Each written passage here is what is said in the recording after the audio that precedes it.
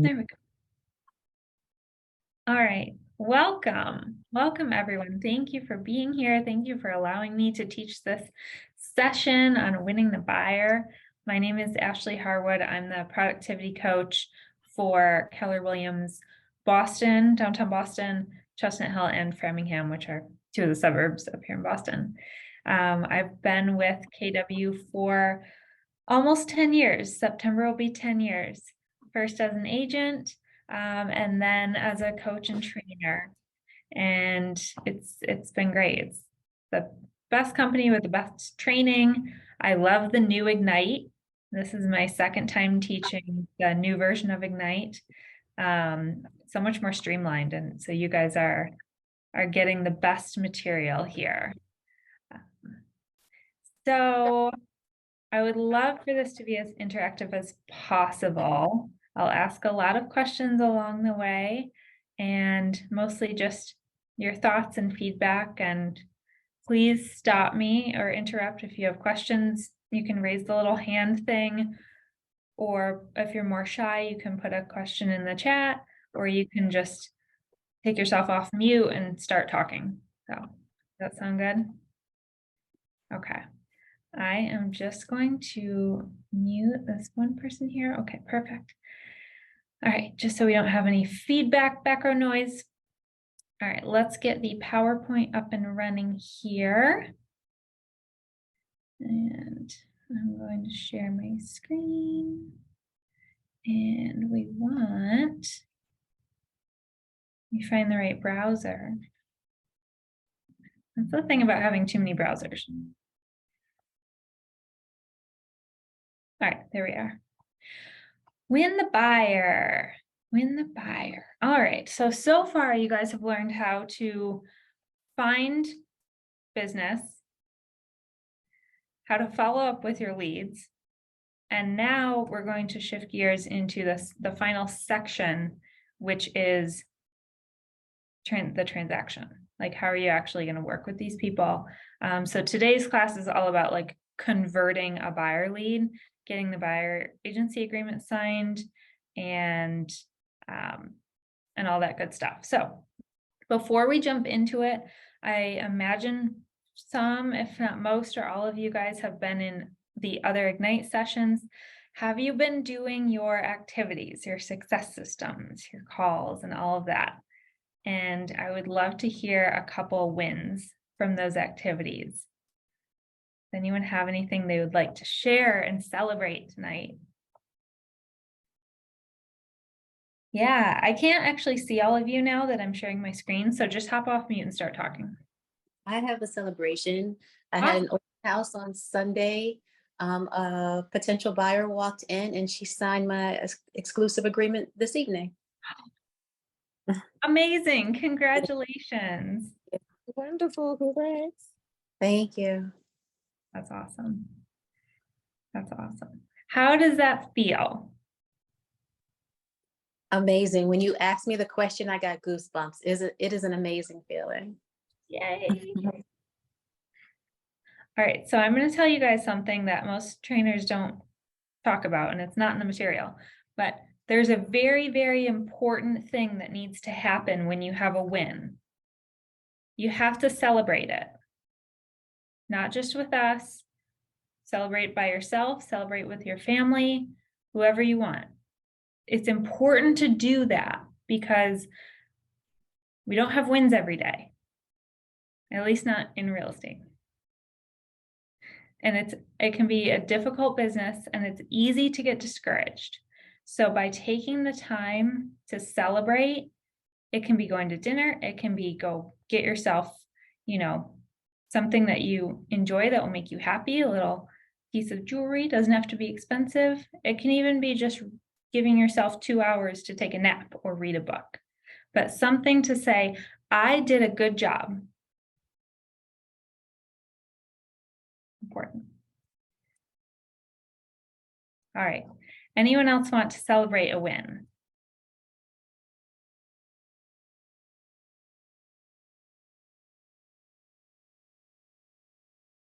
Okay. Anyone have a challenge from the activities that you'd like to discuss?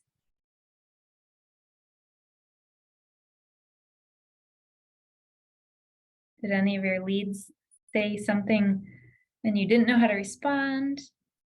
Or you're not sure what to do next? Anything like that. This is a safe space for hashing out challenges. I think for me, it's always that interest rate. What's the interest rate? What's the mortgage going to be? Things like that. So I just, tell them that the market is fluctuating and they can refinance. And then I try to answer as few financial questions as possible. I put it back on the lender that I'm working with. Yeah, the buyers should be primarily having those conversations with the lender, but as we know, we get roped into them as well. So at a very high level, without going into their specific financial situation, you can just tell them exactly what you said. If the interest rate goes down at some point, they can refinance. And if it keeps going up, aren't they going to be glad that they're not at an even higher rate? So it's all about the monthly payment, really. As long as they're comfortable with the monthly payment, that's what matters. The other piece of that conversation that is especially significant in the more like bigger cities like Boston is if you are renting, your rent's going to keep going up. It's never going to go down. So by purchasing something, you're fixing your housing costs much more so than if you're renting. That's another truth that you can tell your potential buyers. All right. And lastly, I want to ask, was everyone able to meet with your accountability partner? That's a good thing to put in the chat. Hopefully everyone was able to meet with their accountability. Does everyone have an accountability partner? And if not, we can hopefully get you matched up with someone. Kate says not yet.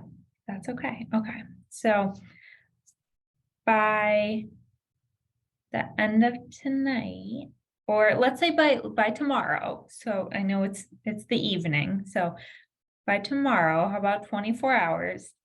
Will everyone commit to scheduling a meeting with their accountability partner or finding one and then scheduling it? Everybody say yes. All right. Fantastic. Fantastic. I love it. You can do Zoom, you can do a phone call, you can make it fun and go to lunch. Sweet. I love all these yeses. Thank you for participating, everybody. Sometimes I teach classes and no one responds to me at all, and I feel like so stupid. So thank you for playing along. Yes, Mary Cruz. Hi. So Hi. when you what items we need to discuss with our partner, like set goals, or what else? Can you give us an example of what can go over? Yeah, absolutely. So in the back of each of these, the student manuals, you have a success system. Let me find where the page is, but it has activities for you to do. It's essentially like calling people and, oh, did I not print that page? We'll get to it, but it's calling people. It's actually, you know what? Let me do this. Let me scroll down. Let's scroll all the way down so I can just show you in real time.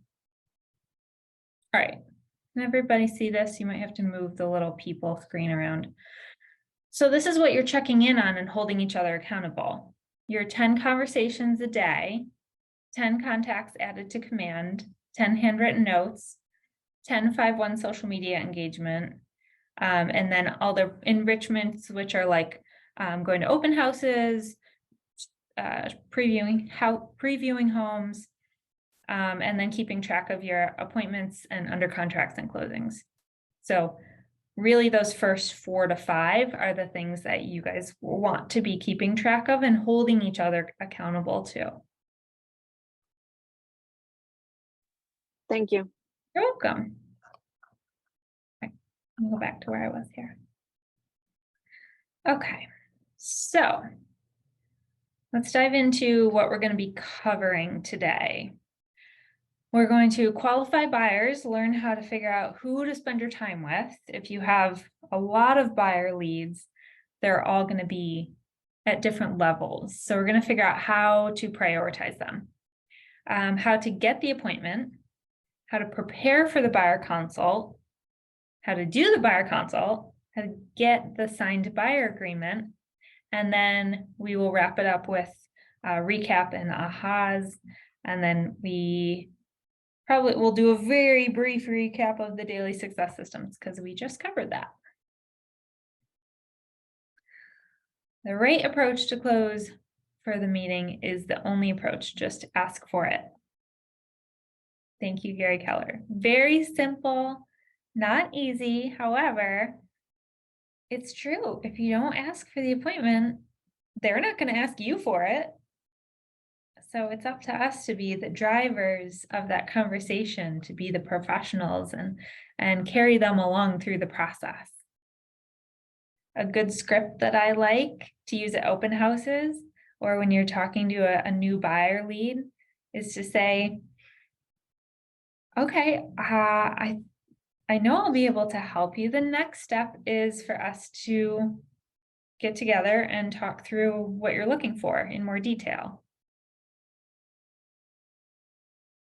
And then you can close in a couple different ways. You can say what time is good for you, or you can do the, where you give them 2 different dates and times. We'll get into that in a little bit. Just keep in mind, they're not going to ask you for the appointment. You need to ask them. All right, so our A buyers. What is an A buyer? I believe at this point you guys have seen this graphic before. Does anyone want to take a guess at what an A buyer is? And you can just come right off mute and start talking.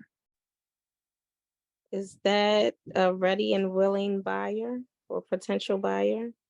Yes. Yes, it's a ready and willing buyer. Very good.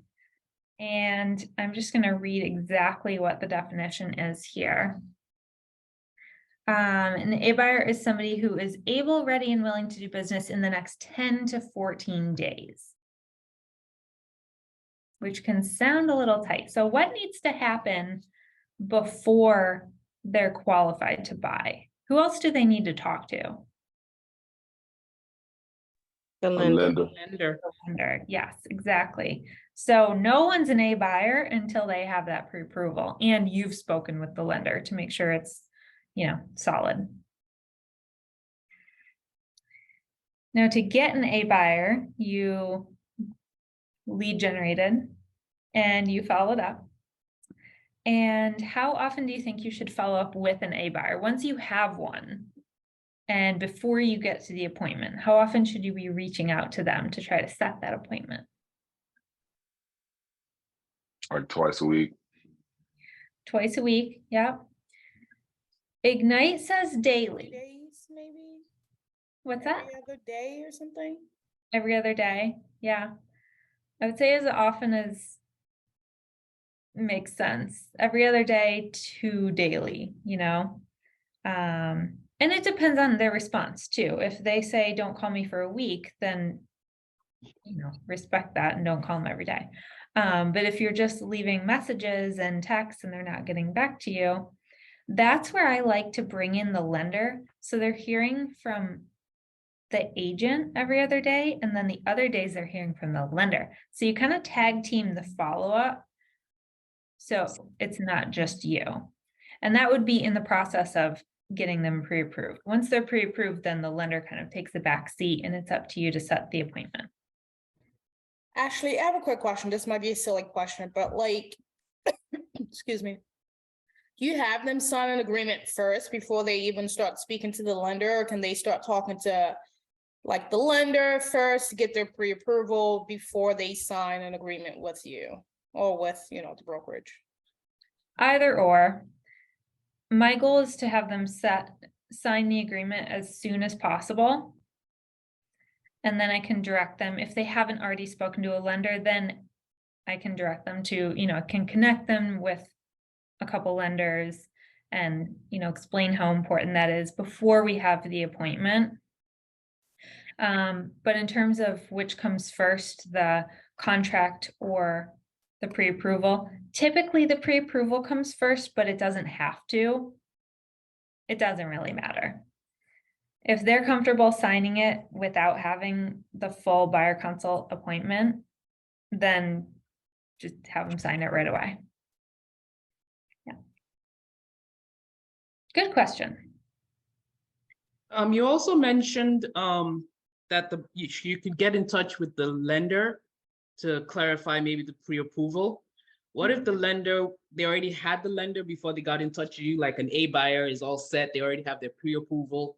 Do you still need to get in touch with the lender to clarify the pre-approval before showing houses and stuff or moving forward? I would. Yeah, that's just one of the reasons why you'll want to have a conversation with the lender. If they come to you already pre-approved, Right. then I still want to speak to the lender to make sure that they verified assets, pulled credit. If it's a lender I don't already know, if it's like a local bank or if it's, God forbid, Bank of America or something, I want to get somebody on the phone so I have a point of contact. And that will also be an important relationship for you to build throughout the transaction, because you'll need to talk to the lender quite a bit during the transaction about dates and all of that stuff. So it's better to just reach out to them and establish that early on. Got it. Good question. And that doesn't always happen, probably, I'm trying to think of the percentages. I've had people come to me and they don't even know what a pre-approval is. I've had people come to me and they already have one in hand, and everywhere in between. So it kind of just depends where the lead comes from and where they're already at in the process. Awesome. Good questions, you guys. Keep them coming.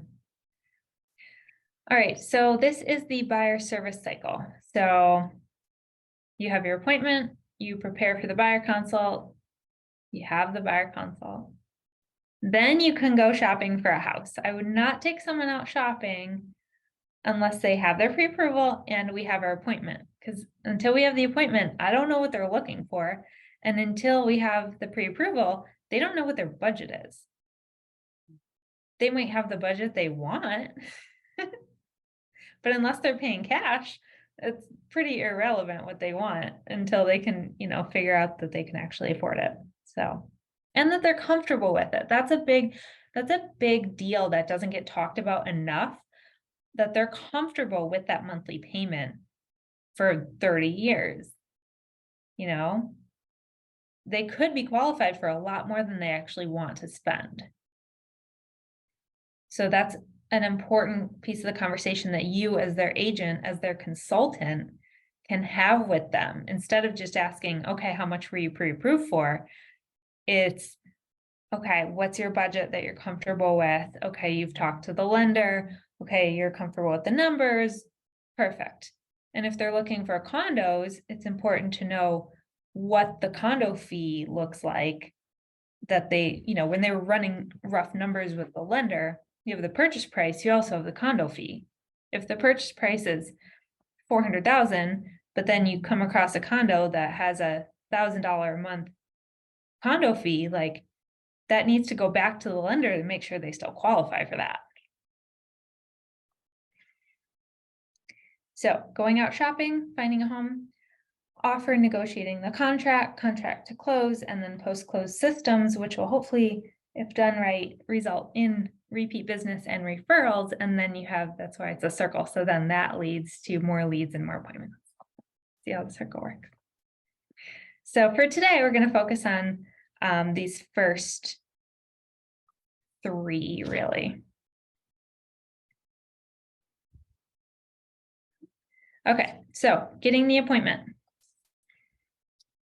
I'm going to follow along. I have these two packets here. I have your student guide that I'm following along with, and I have my instructor guide. So if you're shuffling of paperwork, that's why. So in your packet, we are on page 4, keys to converting your A buyers. Number 1, respond right away to lead inquiries. Get back to people as soon as possible, because there are a lot of buyers who are just, and it's no fault of their own. We're all like this. We are on-demand people. We want it now. If we go to Starbucks and it takes 5 minutes, we're like, why is this taking so long? That's just the world we live in. So it's important for us to be on our game and responding right away. And then once you're able to get in touch with them, get their valid and complete contact information, save it to Command, create an opportunity. So a lot of agents think that opportunities in Command are just for when you have an accepted offer or a listing.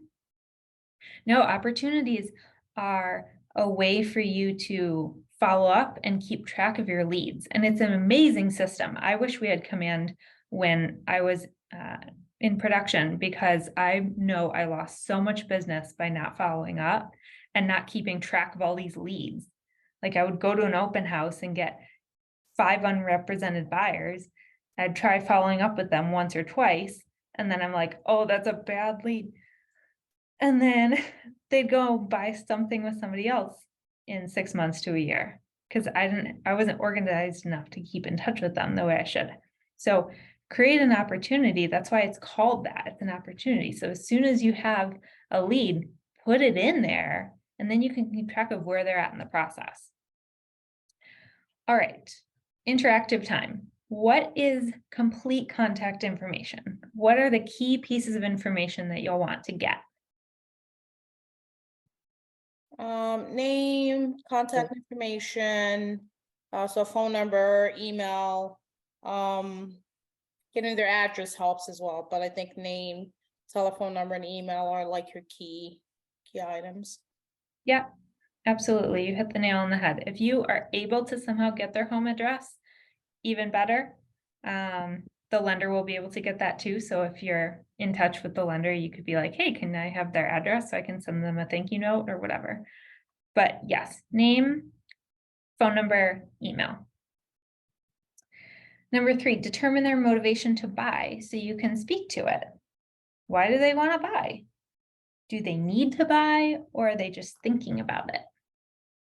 And then set an appointment, time and date for as soon as possible. What are some life circumstances where people would be more likely to need to buy something or to move in general? Like if they are going through like a divorce or something like that, that they need to get out of the house like ASAP.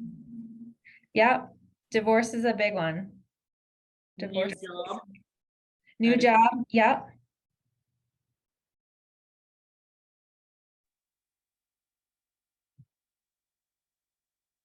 What about babies? After growing out of their home. Yeah, or Maybe. downsizing too. Yep, downsizing, they want something smaller, more manageable. Maybe they're outgrowing their starter home. Maybe they're outgrowing their apartment. Maybe it's a couple in a 1-bedroom apartment and they just found out they're pregnant with twins. They might want to buy something. So in your conversations with your sphere and with people in your world, keep your ears open. And on social media, keep your eyes open for those life circumstances. That's your opportunity to get in there and say, oh my gosh, congratulations on the new job. I hear you're moving to Alabama. Do you have any real estate needs? What are you doing with the house? Can I refer you to an agent down there?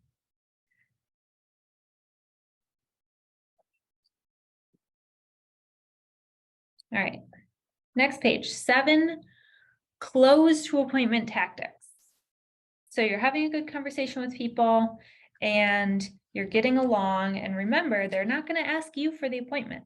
You have to ask them. So here are 7 different tactics for having that conversation and closing them. So I'm going to read these verbatim for you guys.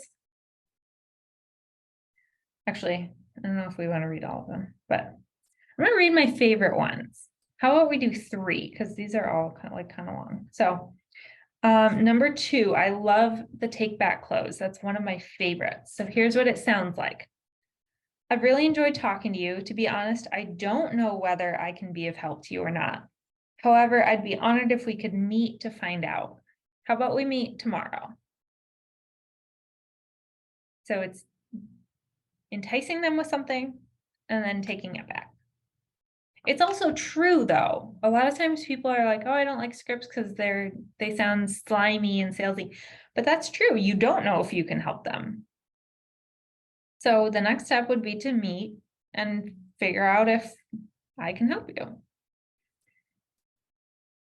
right, so that's a good one. Let's see.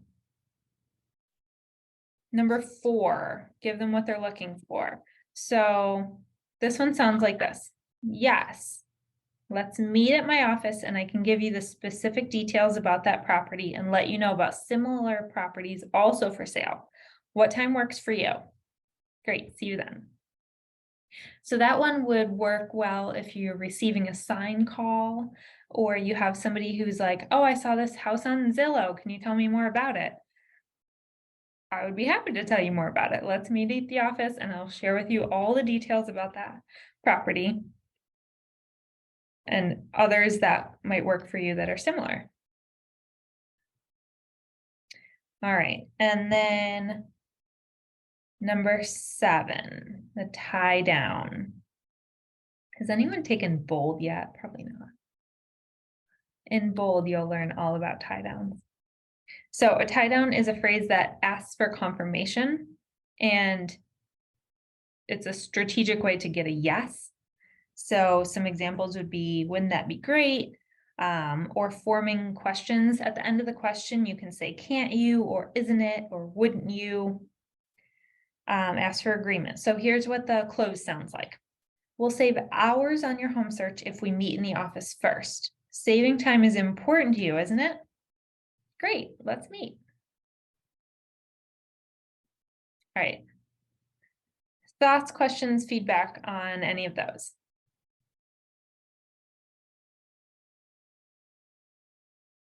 Do these sound like things that you could say?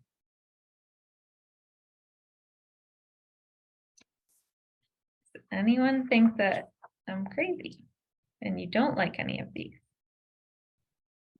No, they sound really good, Ashley. I like the take back close that you just stated.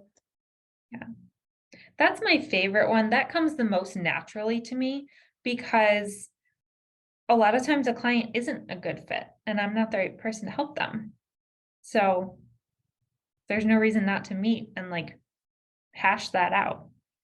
And by the way, things are so much easier nowadays. That makes me sound really old, but nowadays, because you can have these buyer consults over Zoom if you need to.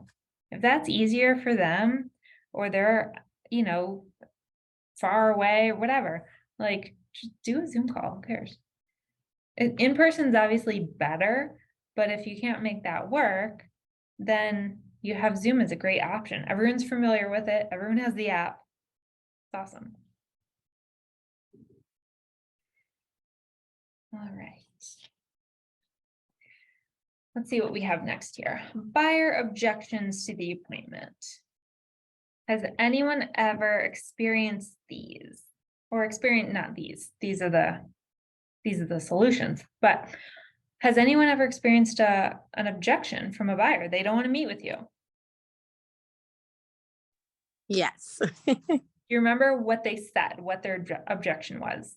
Their objection was they want to get their credit together before they actually meet with me. Okay, that is perfect. And I'm really glad you said that. So that is actually not an objection. That is a condition. Okay. So the difference is a condition is something that is temporary and will change later on. Like I need to fix my credit, or I need to find out for sure what's happening with this job.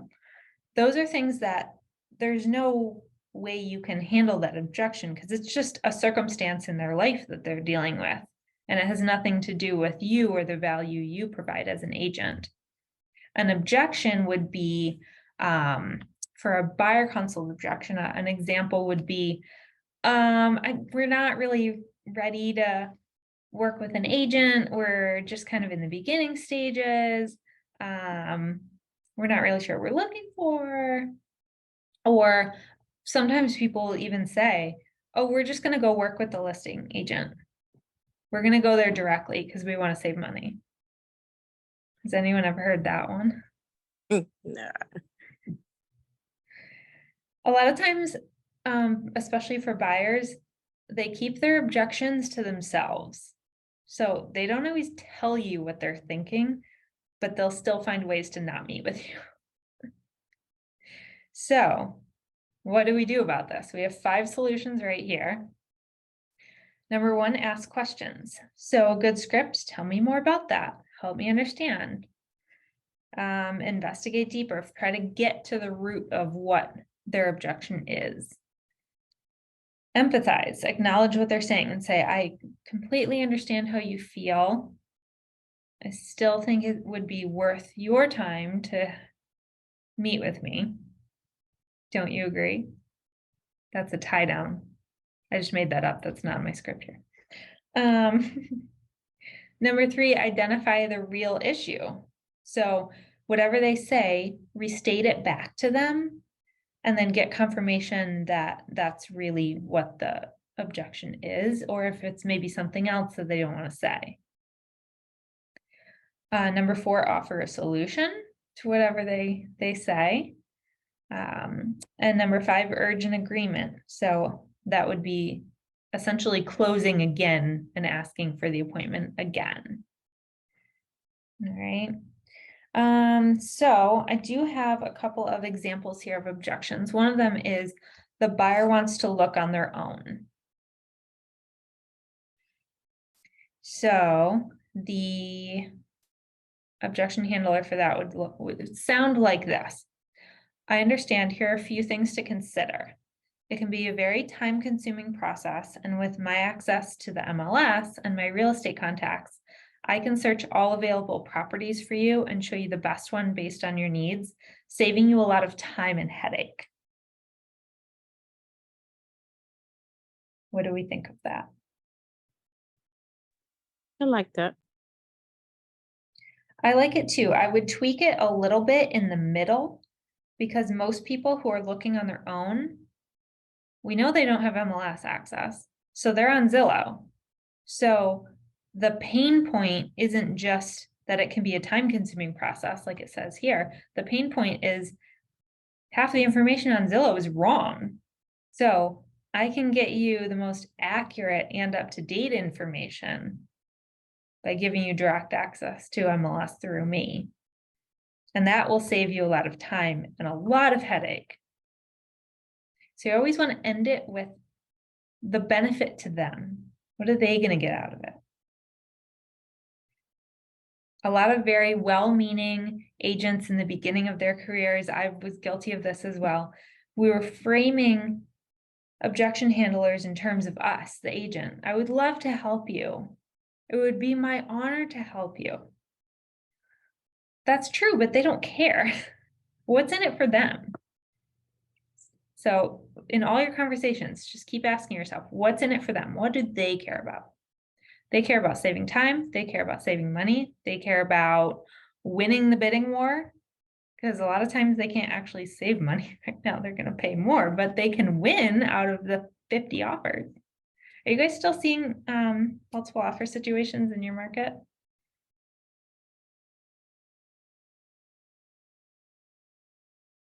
At least over here we are. I'm in the like Washington County, Frederick area. And there's still like offer deadlines, still multiple offers going on. Yeah. Yeah, we're seeing that as well, especially as always for things that are priced well and things that are turnkey. If it needs a little bit of work, it's kind of sitting there for a bit. But. All right, let's move on to preparing for the buyer consultation. I don't want to skip the ahas in this one though. Let me go back. Okay. Anyone have an aha from that, from everything that we've covered up till now? I really like, can I ask you a question? The scripts you have, are they somewhere that I can get them? Or is this just like a teacher script thing? Yes, so the one that I just read is on page 6 here in your student guide. Okay, all right, I didn't print that out yet, so I'll have to get this whole chapter. I'm just writing stuff down, but that's good to know. Thank you. You're welcome. I actually have a piggyback question off of that. I asked for it before and I still can't find it. I'm looking for it now. Where is the student guide at that you guys are following along with? It is, I mean, I have it in a lot of different places. I'm not sure where you guys had it. Hang on, I apologize. I should have made sure everyone had that before we got started. I just put the link to the drive in the chat to everyone. If you follow that link, it's to the participant guide. Thank you so much. I was just gonna go find that and pop that in the chat, but that is so helpful. Thank you. All right. Any ahas from that last section?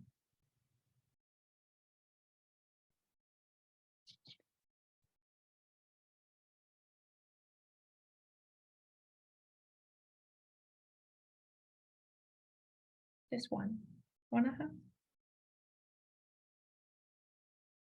One thing you learned so far.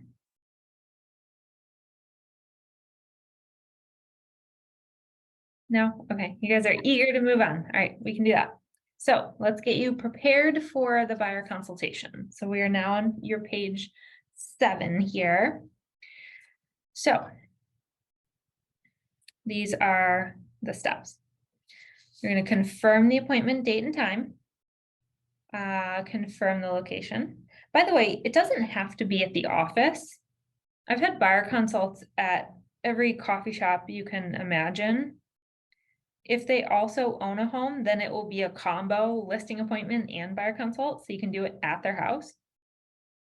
The office is great because it's more professional and it's safe, but I think anywhere in like a public area is good, you know.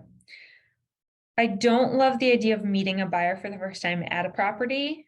I know a lot of agents do that. I would not recommend that for a lot of reasons. One of which is safety, another of which is you haven't had a buyer consult with them yet. So you don't know if that property is going to be a good fit for them. You don't know if they're pre-approved. Like it's a little bit out of order. So I would kind of avoid that if possible. Obviously, there are different circumstances. If it's a referral from a friend and they're like, I don't know, whatever. If they're only in town for a couple days, and you can make an exception, but in general, it's better to have the consult first and then go shopping. What was I going to say on that too? Oh, the safety thing. So another layer of protecting yourself and being safe is that pre-approval process, because if somebody is up to no good, they're not going to sit down with the lender and give them their social security number and all their personal information. So that's another way to make sure that the people you're meeting with are not only serious, they're legit. So just keep that in mind. We can't be too careful. All right, number 3, ensure all decision makers attend. Why do we think that's important? Somebody tell me why that's important.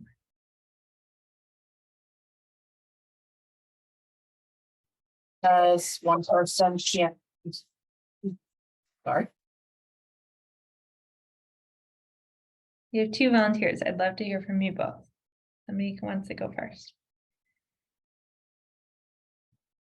I can go. I guess just, you know, you want to have both parties that are interested in the property both there. In the event that they are ready and willing to make that choice to purchase or to move forward, you want to have both parties there and available. Absolutely. Absolutely. I think so. You can know what both parties want also. Yes, that's a big part of it. It not only saves you time because you can have everyone sign the paperwork at the same time, but it's important for them to hear what the other person is saying. And I've actually, I started doing this and it worked really well. I would bring 2 pieces of blank paper if I knew I was meeting with a couple, and I would give each of them a piece of paper and a pen and say, okay, we're going to play a game and you can't cheat. And each of you needs to write down your 5 must-haves and your 5 absolute deal breakers. You can't look at each other's lists. You can't collect. It's an individual activity. So I'd give them a couple minutes. They'd laugh. Okay, silly real estate agent. I'm like, no, this is important. So, and then we'd come back together and they'd share their lists.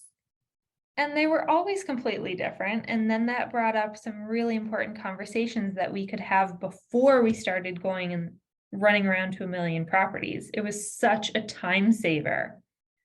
And sometimes they would leave the consult with homework. They would need to go, but I would send them home to figure out, to take the 2 lists and make 1 list and then email it to me. Because sometimes they had some like serious conversations that they needed to have amongst themselves. So it's very important to have all the decision makers there at the same time. All right, number 4, complete your buyer guide, prepare the meeting space, review the lead sheet. Make sure you are prepared, get there early, get there before they do. If you're meeting at a coffee shop, get the biggest table that you can, get like a 4-seater. And just have all your paperwork ready, be ready to go. Take some deep breaths. These are my tips, these aren't in Ignite. All right. Your value proposition. Why are they going to want to work with you? What value do you bring? I mean, you can see 10 items right here. If you had to explain to a new lead what your value is, why they shouldn't just go on Zillow on their own and go to open houses on their own. Does anyone want to do a little mini role play real quick and tell me why someone should hire you as their buyer's agent?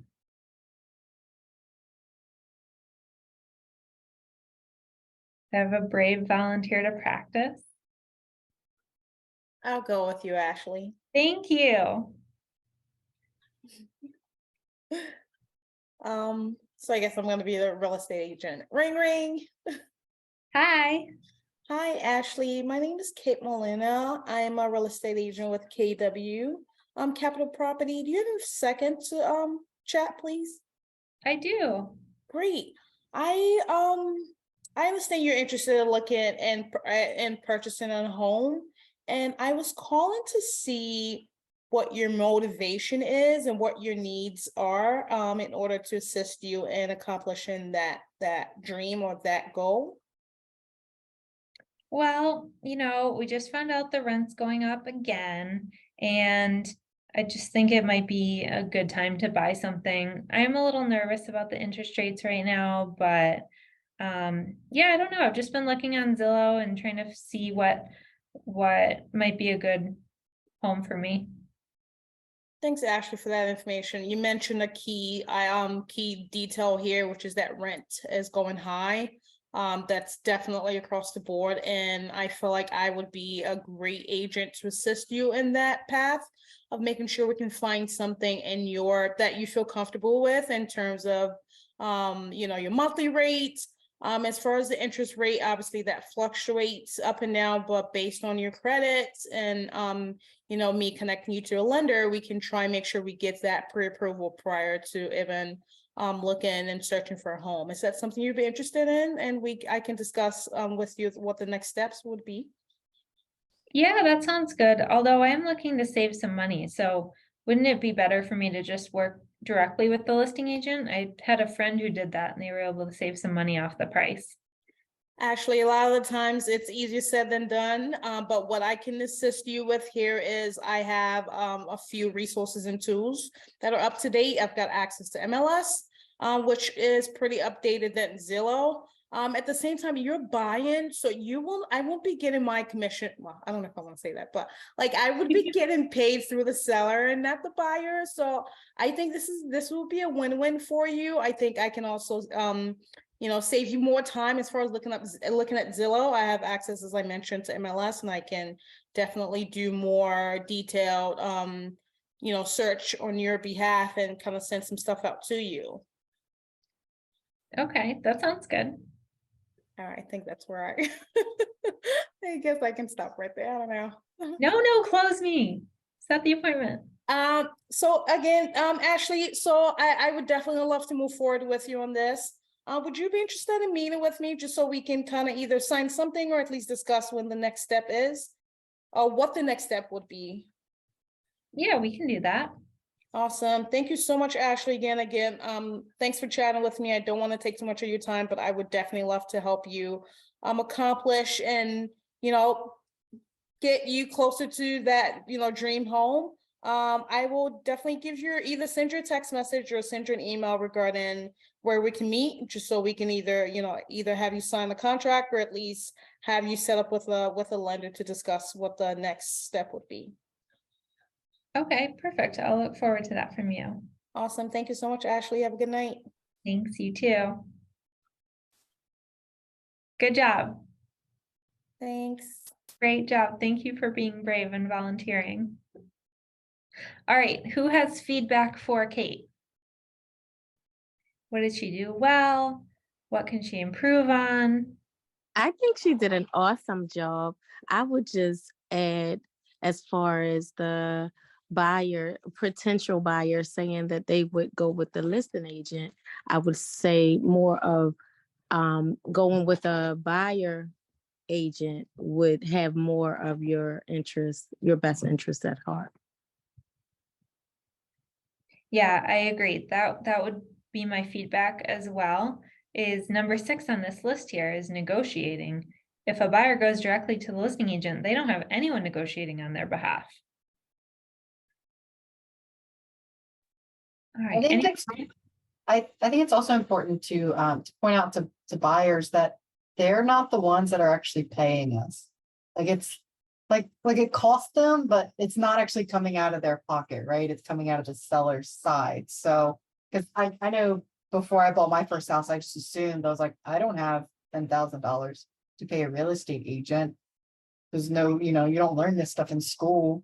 So I think that's definitely an important piece to, especially to first-time home buyers, that you're not going to write me a check at the end of this for $10,000. That's not how this works. So Right. So the one thing I will say on that, and I just got clarity on this a few weeks ago, there have been a lot of lawsuits around this topic at the national level. So we do have to change for 10 years, I've been saying buyer's agents don't cost buyers anything.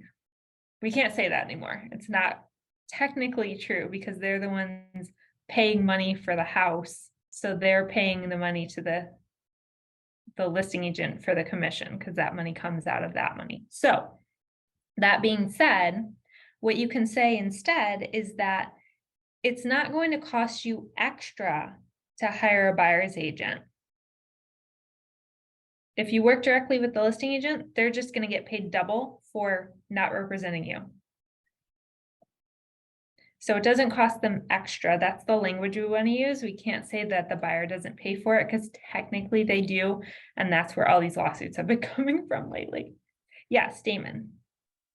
Can you say something of the sort like, as your buyer's agent, I am here, excuse me, I am here to minimize as much of the pocket expense that you will have to,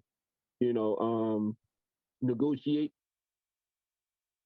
I don't think I heard you clearly. Could you just say that Oh. one more time for me?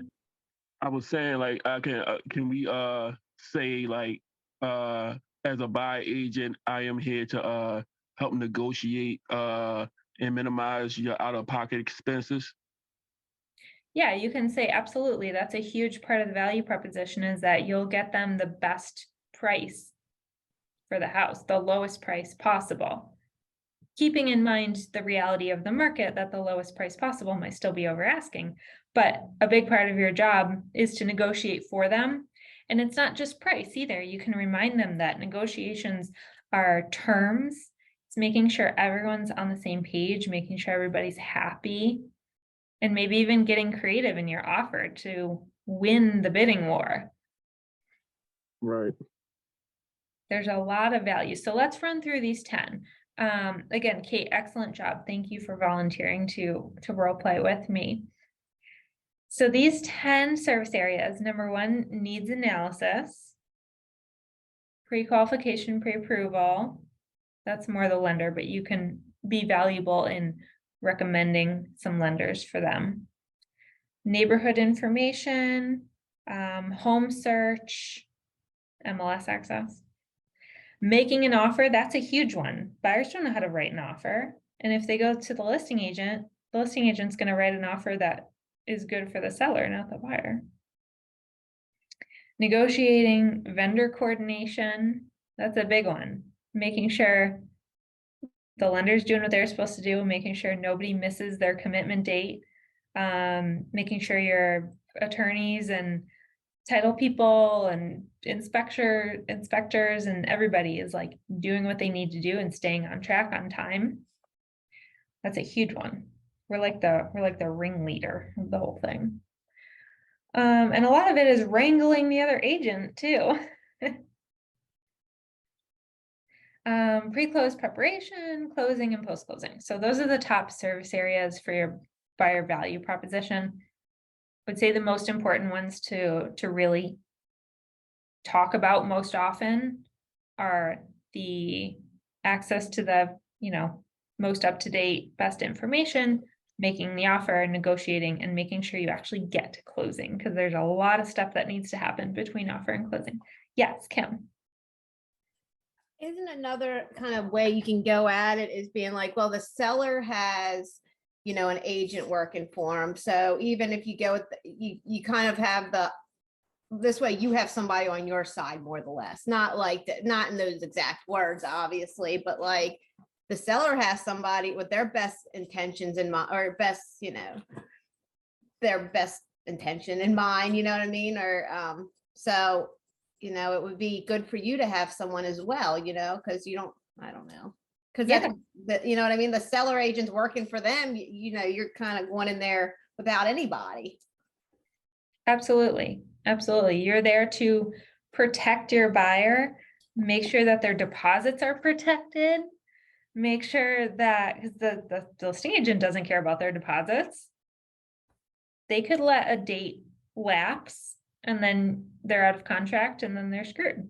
The listing agent doesn't care. So yes, that's a big thing. If that's their objection that they want to go to the listing agent, number 1, they're not going to save any money unless the listing agent decides to reduce their commission. They're just going to keep double. So the listing agent will get paid more for representing the seller more, and the buyer has nobody looking out for them. So a script for this, including a tie down, which I'm making up on the fly, but bear with me. The seller has hired a professional real estate agent to represent their best interests. Now, buying a home is a really big deal. You do want someone to represent your best interests and make sure that you're taken care of, don't you?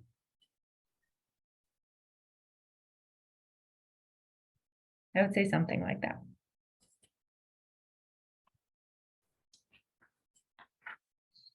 All right, see how we're doing on time. Okay, I think we are doing great on time, you guys. Anyone have any other questions at the moment? Yeah, could you break down the needs analysis? What you mean by that? Yeah, so the needs analysis is essentially a part of your buyer consultation. That's where you're gonna ask a lot of questions about what Okay. they're looking for. Got it, okay. And that's a value to the buyer because again, if they're on their own or they're with the listing agent, no one is gonna be knowing what they're looking for. Right. I do want to touch on something that I don't think is in the material here, and that's the neighborhood information. A lot of times buyers will ask questions that we can't answer legally. We can't answer questions about safety, schools, and sex offenders. So if somebody asks, is this area safe? You can say, safe is an opinion, safe is relative. I would always make a joke with my buyers and say, because I grew up in Michigan and then moved to Massachusetts. So I would say, I grew up outside Detroit, so I feel like everywhere in Massachusetts is safe. Compared to when I go back home, that doesn't feel as safe as when I grew up, you know? So safe is a relative term. So I'm not able to tell you if this area is safe. What I can tell you is that I'd recommend coming back to this area in the evening and walking around, talking to people.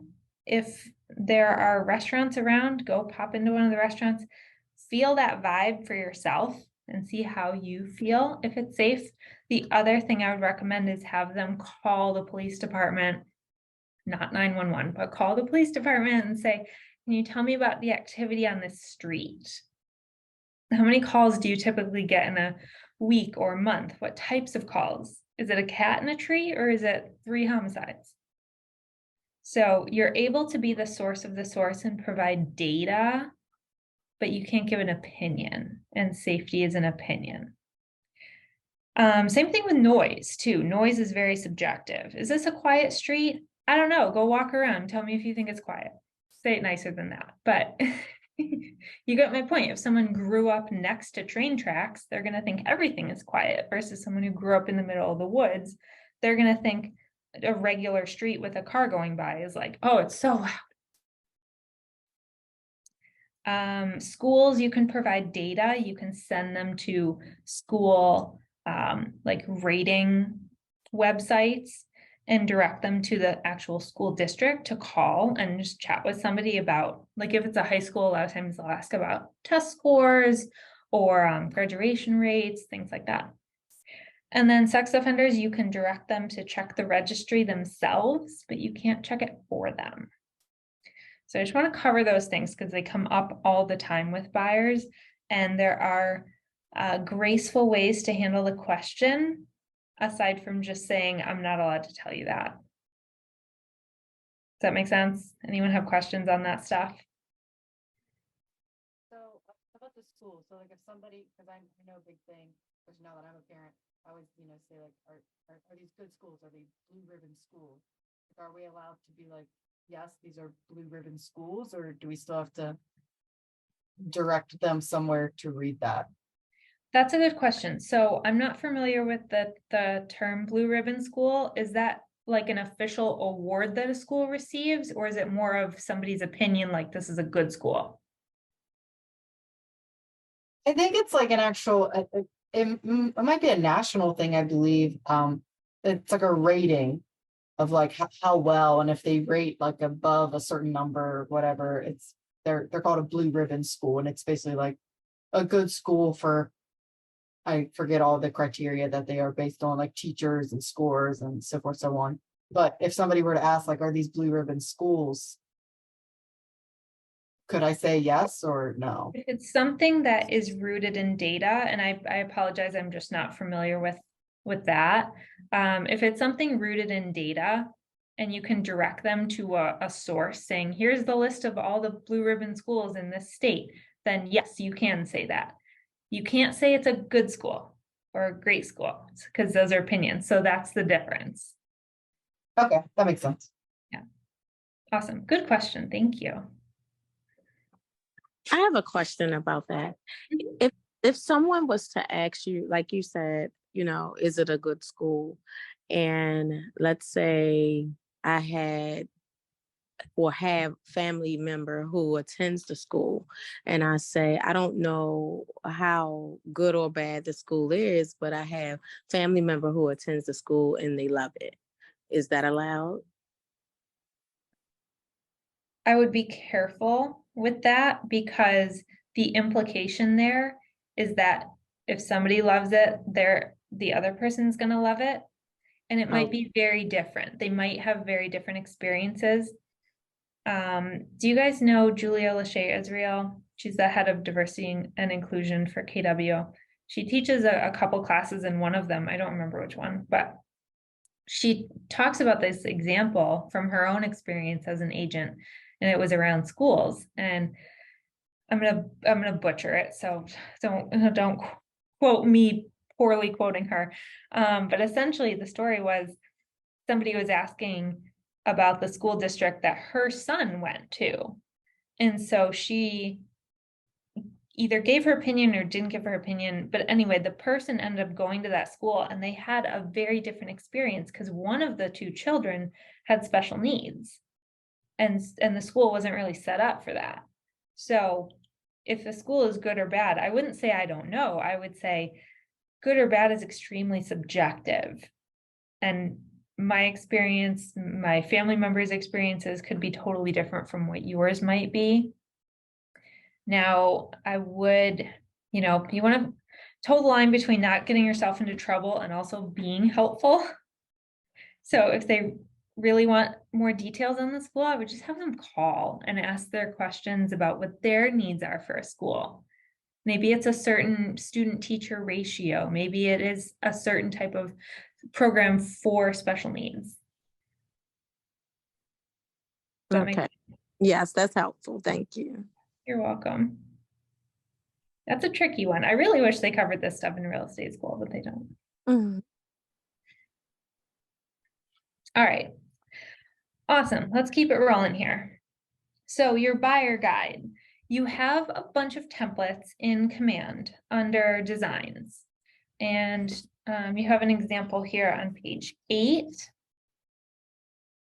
So I'd recommend, if you haven't done this already, don't do it right now, but for homework, go into Command Designs and pick one of the buyer guides and start going through it and customizing it. And that way, when you do meet a buyer at an open house or just talking to your people, you'll be ready to go. And it'll be customized for you. So I'm not going to read through all 30 of these. Make it your own. Take out pages, add things. In my opinion, it's not a popular opinion, but I do think that the guides in Command are a little bit long. So don't be afraid to shorten them and take out pages. I do like the frequently asked questions page because you can totally customize that. And that's where you can address things at the appointment that might come up later on, and you'll save yourself so much headache. I'll give you an example. Sometimes buyers get all excited and they're like, can we go see this house in 1 hour? It just came on the market. No. But they're not going to ask me that if during the buyer consult, I go through the FAQs, and one of the FAQs is how much time do we need before we see a house? 24 hours, usually, or more. And sometimes showings are deferred to the weekend. Why do we need 24 hours? Because the sellers live there. And we have to get everything coordinated with the listing agent, with the seller. They have to get their dogs out of the house and all their babies out of the house. Like, it's a process. So that's one example. So the FAQs are a good way to save yourself some aggravation early on, and also to give them the information in this buyer guide. One of the most important pieces of information that I don't know is, I don't think it's in the template, I think you have to add it, is the money that they're going to need liquid and when. So in Massachusetts, we are a 2-contract state. So at the offer, they need about $1,000, if not more, to go into escrow immediately. And then 2 weeks later, we sign purchase and sale, and they need the remainder of the 5% of the purchase price. So if it's $1 million, they need a good chunk of change in a cashier's check to go, like, that needs to be available then to go sit in this bank account until closing. So especially for first-time buyers, it's important to spell out the money that they're going to need and the timeline. Does that make sense? And then they have to write a check to the inspector too, or a credit card. All right. Any questions about any of these items, any of these 30?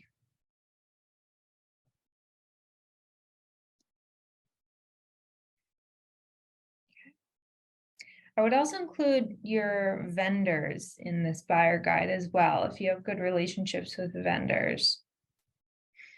Your lenders, your other people. Do you guys use attorneys or do you use like title companies? I know it varies state to Like state. we have title. Title, okay. So like your people who own title companies. It's good to have those vendors that you can work with regularly. Because then if something blows up, they're going to answer the phone because you're calling and they know you already. That's why it's nice to work with people you know, and it's in your buyer's best interest for them to work with people that you know. Obviously, they can choose whoever they want, but assurance title. I love it.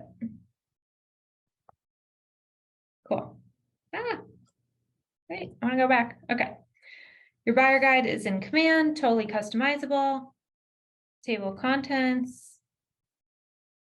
Buyer guide, dream home. Now, as you're customizing these, you might even want 2 versions. So hear me out on this. A page like this is going to be very relevant when you send this to somebody before the appointment. You can send this guide as a value add before the appointment to help secure the appointment. So that's where you'll want to include all these pages and information and all that stuff. And then maybe you have a second one that's a lot shorter that are the pages you're actually going to go through when you're at the table with them at the appointment. You know, so let's kind of go through these. This would be one that you would send to them ahead of time. Build your preference profile. This is one I would use in person. Your home wish list. So you guys have this page on your page 9. This one, is it just one page? Okay, this one, I would really flesh this out. Who will be living in the home? Adults, children, pets. What are your non-negotiables? You can do the paper exercise if you want. If you had to name your top 5 non-negotiables, what would they be? Beyond your top 5 needs, what is something else you really need? Preference for when the house was built. Do you need move-in condition? Are you willing to do some work? When people visit your home, what should it say about you? Are there any specific features you'd like to add to make your next house feel like home? Will you require accessibility options? Oh my goodness, there are so many questions you can ask. You can tailor them based on what you know about what they're looking for, if you know anything already. Like if you know they're looking in an area that only has condos, you won't really ask them about, you know, what kind of roof do you want, because it's a condo. Yes, Kate. Ashley, sorry, do you mind if I take 5 minutes? Oh, of course. Thank you. Want to take like a 5-minute break? Yes, please, thank you. Okay, no problem. We can do that. Thanks. All right, so 7:16. We can pick back up. I will hang out on here though for anyone who wants to chat or ask more questions or anything. I have a question. Yeah. So like these buyer like guide, I know you said some of them you'd give before. Is this something you would do with them at this wish list would you send that Yeah. beforehand or would you wait and do this in person with them? No, I would do this in person. Uh, They don't have to break it up and have two, but if you're gonna only have one, then some of the pages you'll just kind of skip when you're in person, otherwise you'll be there for 3 hours. Yeah. Mhm. I just didn't know because some of these things like that way people could like sit and actually think about, you know what I mean? Like, because you know, sometimes you're like sitting with somebody and then some of these questions, obviously they know who's going to live there and stuff like that. But you know, sometimes people need like, you know, get nervous under pressure type of deal, you know, like, so. Yeah. And this one is more for you. I wouldn't give this to them and let them fill it out. I would keep it with me and just ask them the questions in a conversation and then write down their answers. Okay. Okay. Thank you. Yeah, you're welcome. It's really more of a guide to help you remember what questions to ask. So that's why I would certainly add to this as well. What other things are important? Parking, storage, location. Location is huge. So huge. Where do they work? How close do they want to be to public transportation? Or is that not really a thing in the places they're looking? Right. Anyone else have questions during our short interlude here? Oh, actually, let me take this time to pop something in the chat for you guys. Let me stop sharing right now. I'm just gonna throw the link to the evaluation in here so I don't forget. Where's the chat box? There we go.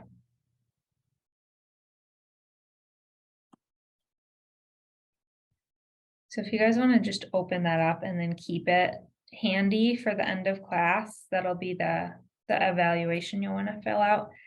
And selfishly, I hope everyone fills this out because I'm working towards becoming a KW University approved trainer. And I need a certain number of very highly rated evaluations to be approved. So this will go towards that and help me out a lot. So thank you in advance.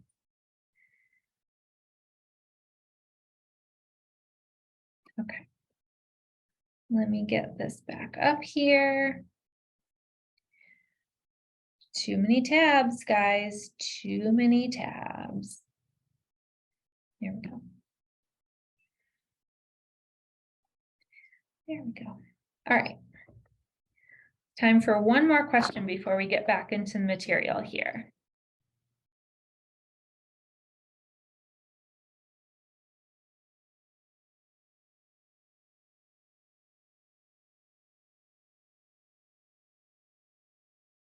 Anyone have one more question about this stuff or an aha? Let's share an aha. Something you've learned so far today.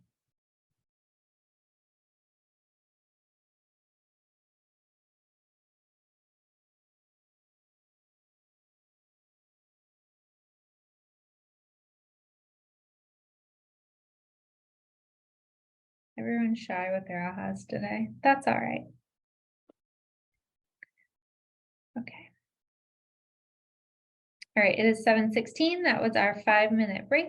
Let's come back together. And we are going to move on to neighborhood insights. This is not something that I ever personally included in a buyer consult packet, mostly because I did business in so many different parts of the state, different cities, different towns, that I would have had to customize this for every single one. So I would make a decision as a business owner. If you're really focused on one area and most of your business is right there, then you can keep this and customize it. But if you're working with buyers all over the place, then you don't want to have to go in and edit this every single time. So just decide what is best for you. All right. More pages in this, how buying a home works. So this is a breakdown of the process, it's important to go through these pages with a fine tooth comb and go through them with someone else in your office. Who, like an experienced agent, if you have I know you have a great PC. Get one of your coaches to go through this with you and just make sure that's accurate for your area. So overall, this is great, but I did have to tweak a couple things for Massachusetts, and you might have to tweak a couple things for your area. So just make sure that that is all like correct, and the language is correct too. All right. Affiliated business arrangement disclosure. You do have to provide a disclosure if you're going to be referring people to Keller Mortgage. And there's a link right here that you can grab. Your value proposition. What gives you value as an agent? These numbers here, use your office numbers if you don't have your own yet. If you're not 15 years in business, that's okay. Change that to something else. All these fields are editable. Maybe you were in another industry that gave you a lot of great experience. Maybe you're 20 years as a business consultant or something else. Like, you can still say that. So you can tweak these a lot. You can change what they say, you can change the numbers. And then the proof is in the numbers one. Just use your office numbers, the lore. Daniel's asking where to find the buyer guide. It is in Command in Designs. That's where you find it.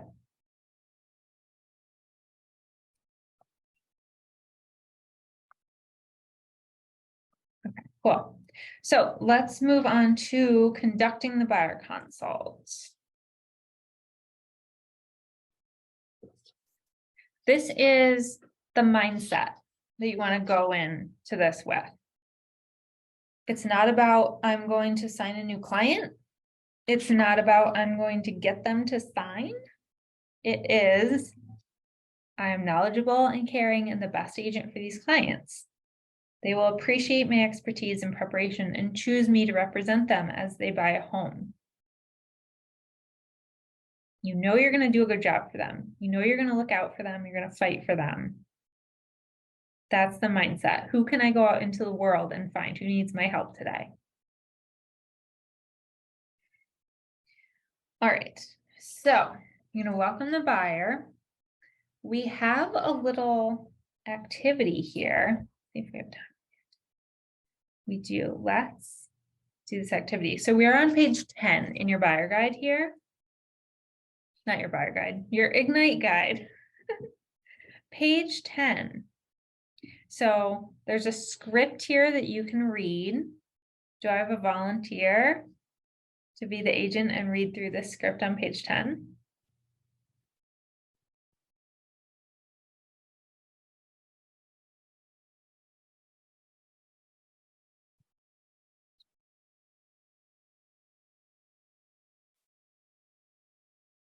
This is an easy one because it's already written out for you. Kate already did the hard one where she had to come up with it on her own.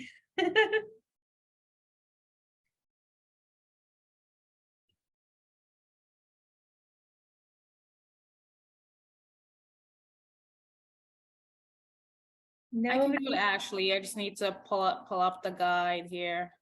Okay. You said it's page 10? Page 10, yes. Let's see. Page 10. All right. The commit to self-mastering. That's what mine said. The participant guide has, my page 10 is slightly different. Okay. Yeah, it's welcome the buyer, preparing for the buyer Yeah, consultation. let me just do a search. Welcome. Okay. Does anyone else have it up and see where we're at?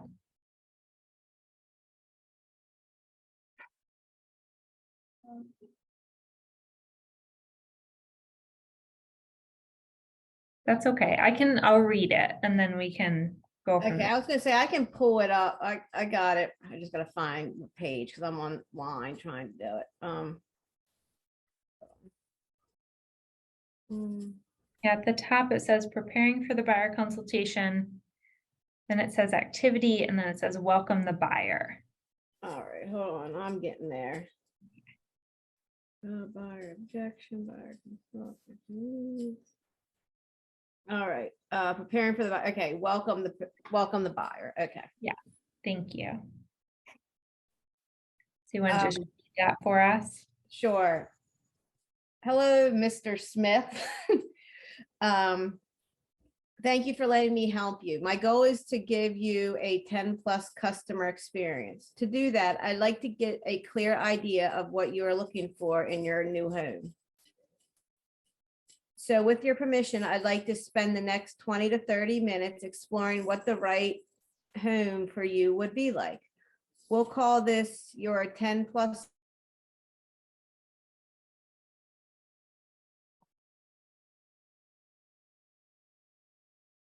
Uh-oh, did we lose you?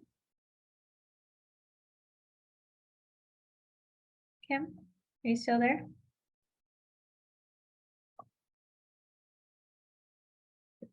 Oh no, I can't hear you anymore. That was weird. Okay, I will pick up where Kim left off. With your permission, I'd like to write notes as we go along so I remember everything that's important to you.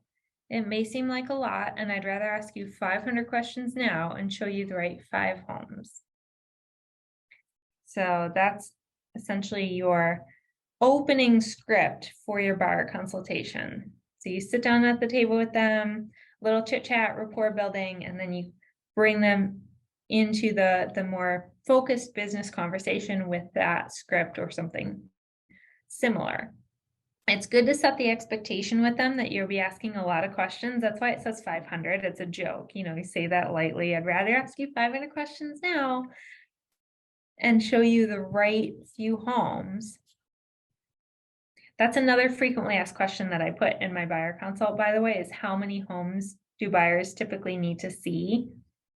And I was able to track my own numbers and figured out that on average, my buyers were seeing 3 homes before making their first offer. So that sets the expectations. The buyers who are thinking we're going to go run around and look at 47 homes before writing one offer, it's not productive. That's why we have the consult. That's why we're going to go through all the questions and narrow it down. We're going to do this process of narrowing it down. First on MLS, narrow it down, and then the buyers are going to go do drive-bys on their own and narrow it down and eliminate. It's a process of elimination because you're just buying one house. So we got to find the right house, and the best use of everyone's time and energy is to have this like narrowing down process. All right, awesome. So this is your buyer's needs analysis. So it is a lot longer than that other page that we talked about a little bit. And you can edit this and customize it as well, which I would recommend. All right. Further on in your packet here, you do have a list of questions that are pulled from this in Designs in Command. Pick and choose the ones that you think are going to be most relevant. And if you're not sure, you can keep them all in there. And as you go through and have more buyer consults, you'll be able to tweak as you see fit. The important thing to keep in mind is not to guide them in a certain direction where you think they should go, but just ask questions and don't assume anything. So here's an example. Somebody says, I want a big yard. What do you say to that? If someone says to you, I want a big yard. What is big to you? How Yes. much? What is big to you? What does that mean? And what are you going to be using it for? Is it an acre? Is it 5 acres? Is it half an acre? What if it's, and then ask follow-up questions. They're like, yeah, okay, an acre about sounds good. Okay, what do you plan to use the space for? Well, how do you picture it? Because an acre of woods and wetlands that you can't do anything with has a very different feel than an acre of manicured grass. One looks prettier and is a lot more work. So what is important to you? How will this benefit your life and your family? So digging in and really getting to the root of the things that are important. Obviously, you're not going to have time to dig into all of these questions. That's why starting with a top 5 list will help narrow it down. Figure out what's the most important to them. And as you're going out and doing showings, that list could change. I always say that at the buyer consult. I say, listen, this is our starting point. As we go and see properties, what you're looking for probably will change at least a little bit. And that's okay. The important thing for you, Mr. Buyer, is to just be completely transparent with me. I don't own any of the houses we're going to look at. You're not hurting my feelings. I need you to be super honest so that we can be the most productive. You know, if you hate something, that's great. Tell me immediately and then help me understand why, so we can cross anything like that off the list. Cool. Have you guys heard of love letters? We can't send love letters anymore, which is a good thing because it keeps everybody out of trouble. So just don't do it. Pretend it's never been a thing. An offer should be based on the offer and a strong pre-approval and everybody coming to terms with each other and the terms of the agreement, I should say. Has nothing to do with the personality of the buyers or the sellers, nothing to do at all. So just don't do it. All right, so now let's move into what is the most important part, which is getting the signed buyer agency agreement. Now, in my state, that's not a requirement, but it's highly, highly, highly, highly recommended. So you can wrap up your buyer consult by offering your app. So that way they're searching on your app and they're within your ecosystem. And that way you can also see what they're looking at. Set expectations with them, what's going to happen next. You're going to set up their search. If they need to go get pre-approved, they'll do that next. If they already have that, then great, we can go start looking at properties. And then send any information. So you want to have your own set of notes going so that anything you talked about and anything you told them that you would send to them, you make yourself a note and you make sure you send it. That's where you're able to build credibility and keep yourself in integrity, is doing what you say you're going to do. Okay. Was that it? Closing for agreement? Okay. So let me go back to that page, actually. Let's do this activity real quick. We're going to practice closing. Now, we did this a little bit already with Kate. Do I have a different volunteer to close for the agreement? So Kate practiced closing for the appointment. Now we're going to close for, we already had the appointment. It went very well. We want to work together. Does somebody want to practice closing for the signed contract?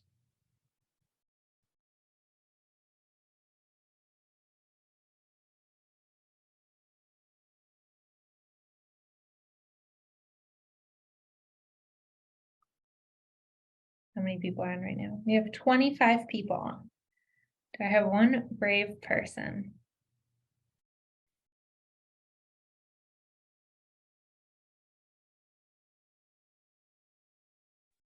I mean, I can do it. I hopefully won't lose you this time. And my Okay. email won't go out. So should I go by what the script says or just because there's a script in here. Yeah, go by what the script says. That'll make it easier. And then if you want to tweak it a little bit later on, Okay. yeah, but always start with the script. Okay. All I ask in exchange for my superior customer service promise is that you agree to work with me exclusively. Does that sound fair? Can we sign and agree on that? I don't like that. I feel like that's very like, like presumptuous, like my great customer service. You need to, you know what I mean? I don't like that. Yeah. Okay, do you want to do the second one or the third one? Yeah, I like the third one. Can you see how it would benefit you to have a professional looking out for your best interest as you search for the best home and negotiate to get the best deal? Great, this form allows me to represent you and to look out for your best interest. Here's how we can take care of that. You just need to okay this agreement right here. I like that one far better. It's way more like, I don't know, I just like it better. Yeah, I like it too. I like it too. So what I would recommend is going through, just briefly, going through the buyer agency agreement with them and explaining how you get paid, and then close for them to sign it. So I'd go through all that first and then say, you know, ask them if they have any questions, ask them if that all makes sense, if that sounds good. Okay, well, I would love to work with you guys. If you feel comfortable with me, then let's make it official and I can go back to the office and get your search set up right away. That's my script.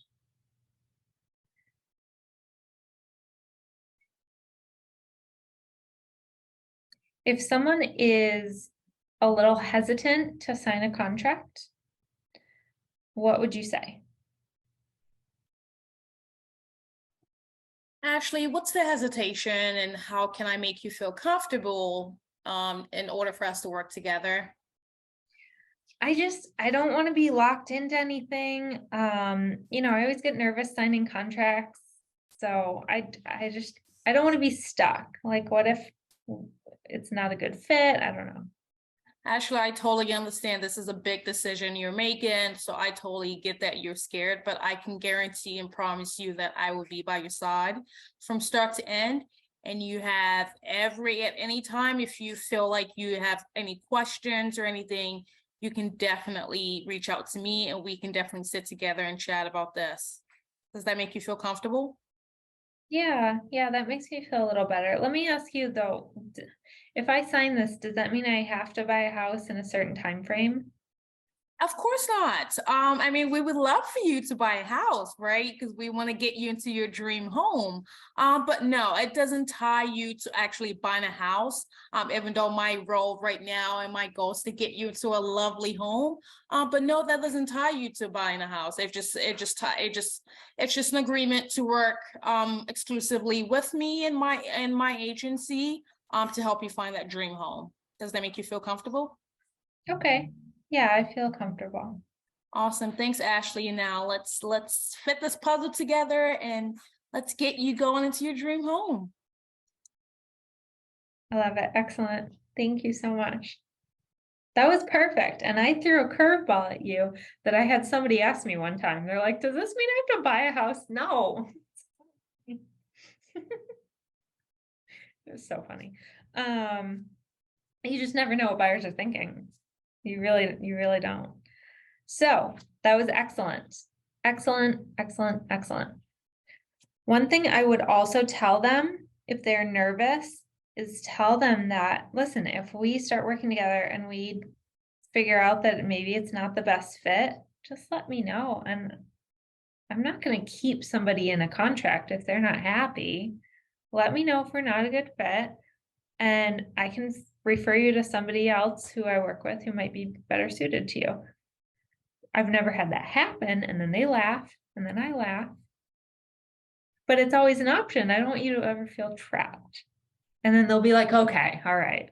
Okay, we'll sign. So just lay it out there. feel like this, I don't want unhappy clients and it's forced to stay in a contract with me.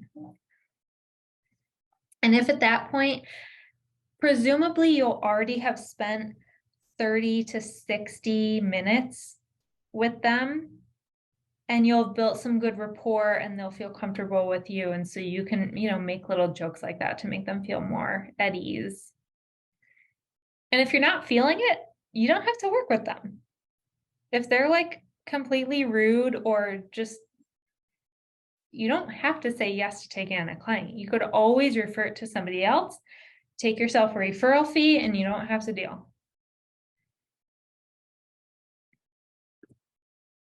Good, questions? All right, we're getting close to the end here. We talked about the app. We'll go through and do the big ahas, the ahas to achievement. So I really like these. These didn't used to be in the old Ignite. I would love to hear from a couple of you. Feel free to put stuff in the chat as well. But if a couple of you want to come off mute, from what you've learned today, what we've talked about, how has your thinking changed? What ideas or mindsets were new? And you have space here. If you're following along in the guide, you have space to write your answers. But I'd also love to hear from some people. Next, what do you feel differently about? How will your behaviors be different? What actions will you take? And what tools, models, or systems will you use?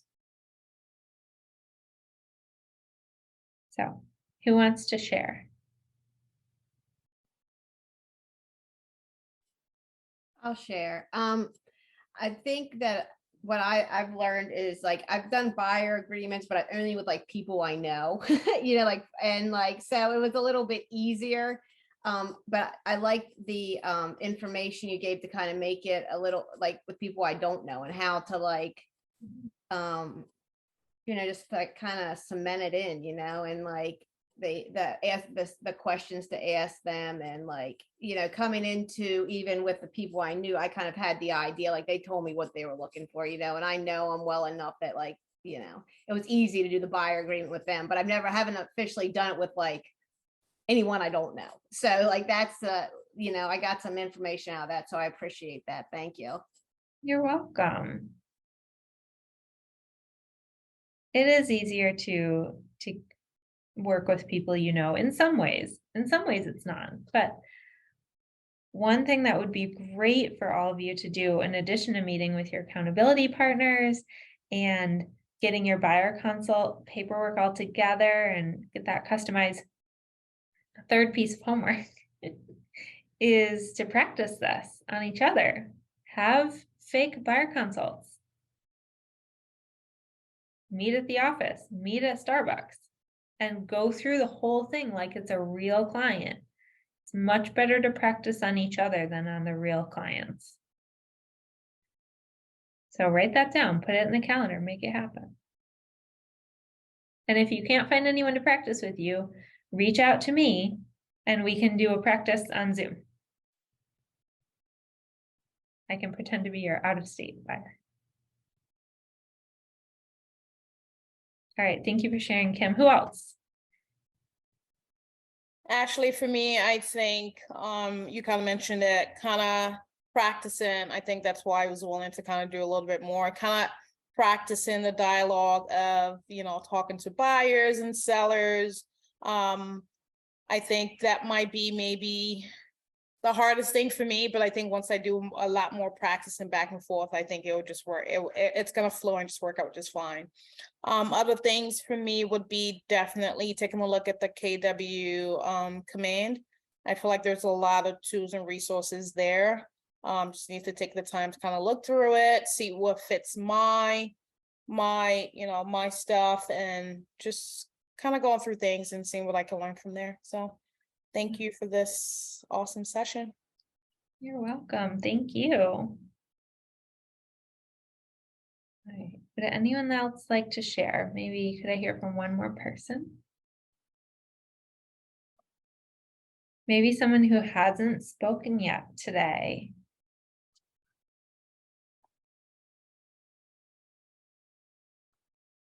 You can share an action that you're going to take. You can share something you learned.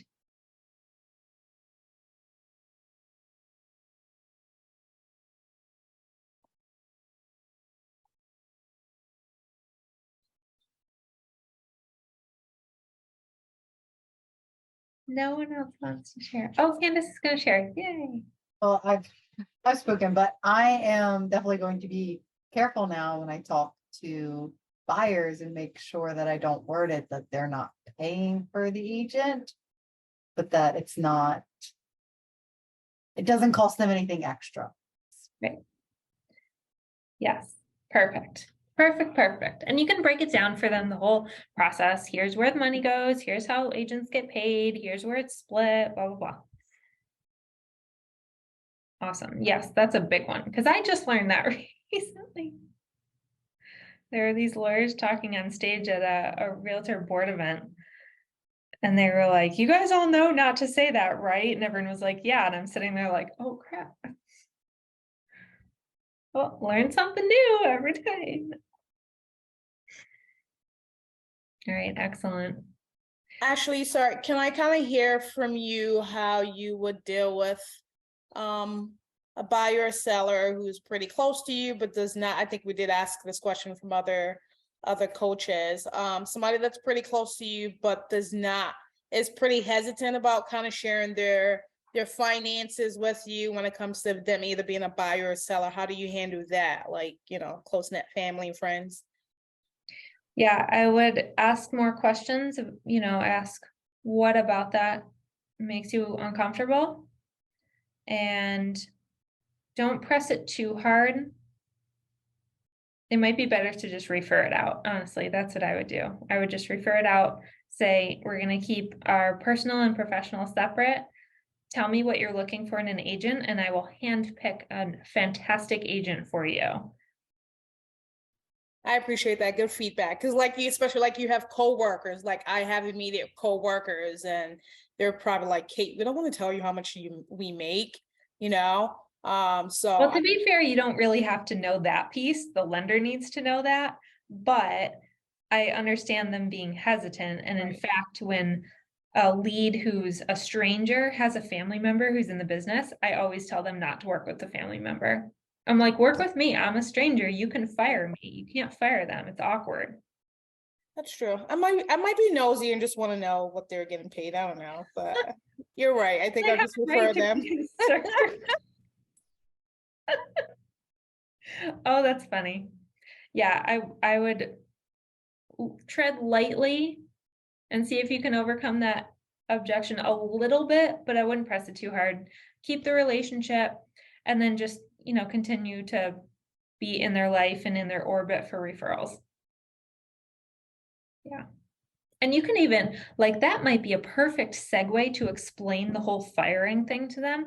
Be like, listen, I would love to work with you. And here's why I'm going to recommend that we not work together. And instead, I would love to work with your, other people that that I don't know. Because here's why it's better to keep that line of professionalism. So that's even a segue to ask for referral.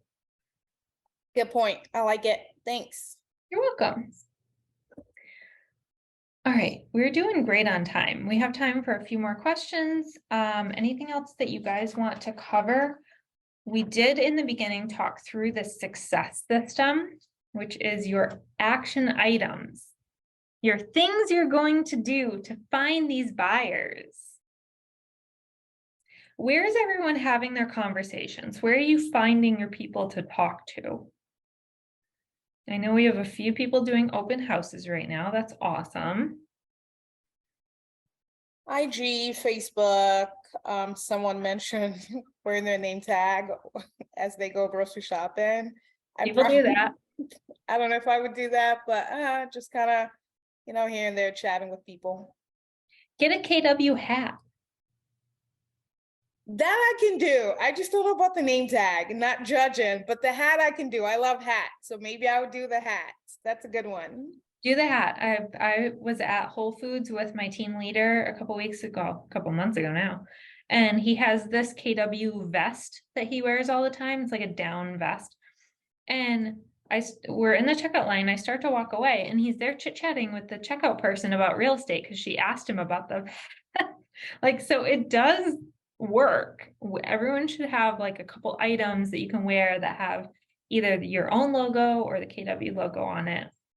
Because people love talking about real estate. That's one of the benefits of being with this company, is that it's so huge, everyone knows what it is. So even if you just have like a red KW, most people are going to know what that is.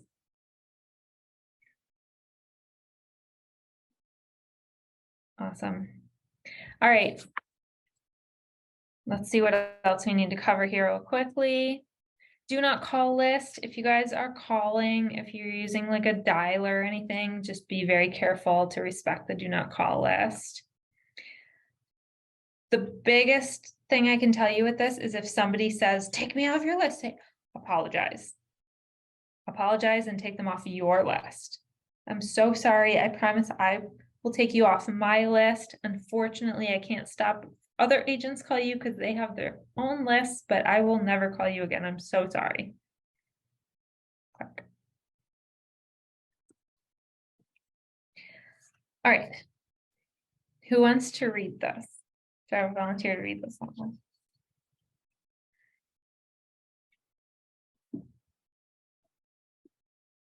Okay. I engage every conversation in a spirit of contribution, and people are happy to be in a relationship with me. Perfect. Thank you. Thank you. Thank you. So we have a role play. We are not going to have 20 minutes to do it, but what you can do is you can do some of this for homework and we can start it. So the first part of this is to prepare your call list, your conversation list, I should say, and make sure that you are figuring out who you're going to talk to, how you're going to get in touch with them. Has everyone heard of the platinum rule? That's treating people how they want to be treated. If you're reaching out to your sphere and you've never once talked to them on the phone and they would think it's super weird if you called them on the phone, just text them. It's fine. Do whatever mode of communication you normally do with the people who are already in your world. With new people, it's starting over from scratch. So you can call those people, that's fine. So you want to prepare your list and then take action, have conversations. We're just offering to help. That's it. You're just finding enough people in the world who need your help because they have something going on in their life. 99% of people are not going to move because of interest rates. They're not going to move because of the market. Generally, they're going to move because they have something in their life that's changing their housing needs. So it's about finding enough people who are in that situation. And then number 3, the third part of your lead gen time is maintaining your database. So updating your contacts in command with your conversations, put your notes, and that way you can keep track of who you talk to and what you're going to talk to them about next. Okay. All right. So these timeframes are for when we have a 4-hour class instead of a 2-hour class. All right. We already talked about celebrating successes.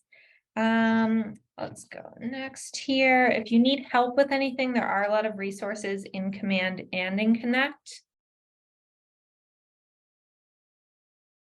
Your next session is going to be session 15, Win the Seller. We've talked through AHAs, and I think that is the end. So we're going to stop sharing my screen. I'm going to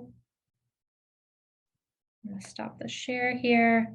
Before we end today, and if anyone has any last lingering questions, please let me know. I'm going to pull up a link to share with you guys. That's not the feedback form. Please go in and fill out the feedback form if you don't mind. That's in the chat. In the meantime, I'm going to grab this Marty Miller link.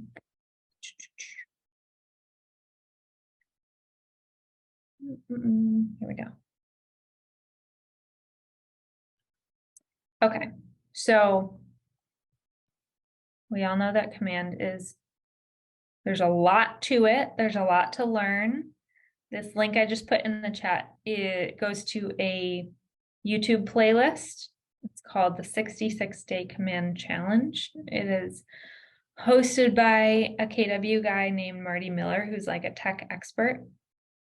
And it's these short videos, 5-10 minutes on different things to do in command. So I always have this bookmarked.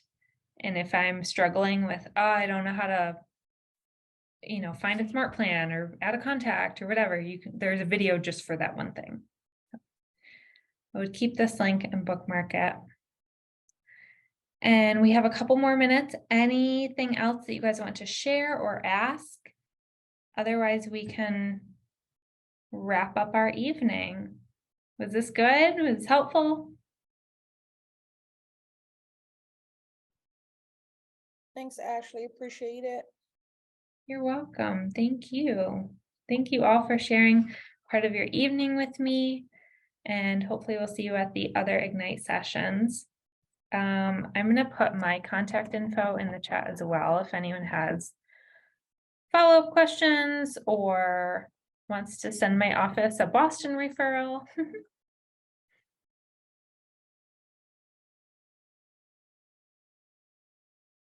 Boston.com. Awesome. Awesome. Awesome. All right, guys. Thank you so much. Have a great night. Thank you. Thank you. Bye. Bye.